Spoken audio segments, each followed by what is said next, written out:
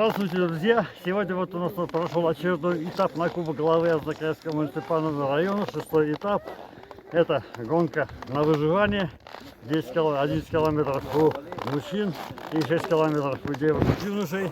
Погода была сегодня холодная, под 20 градусов, но мы все сделали. Соревнования у нас по поддержку спецоперации на Украине. Все собранные сегодня оргвзносы будут направлены туда. Сдадим в общую кассу. Все для победы.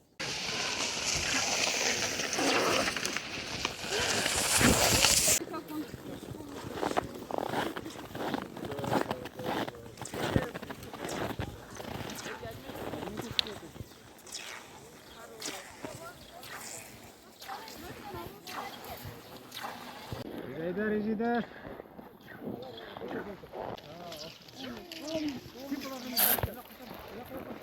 Молодец, Волтердам.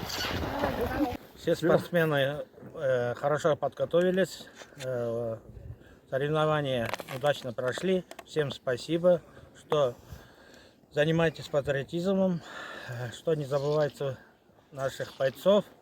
Мы будем всегда поддерживать, победа будет за нами. Ура! Айда, чуть-чуть терпи. Во, давай.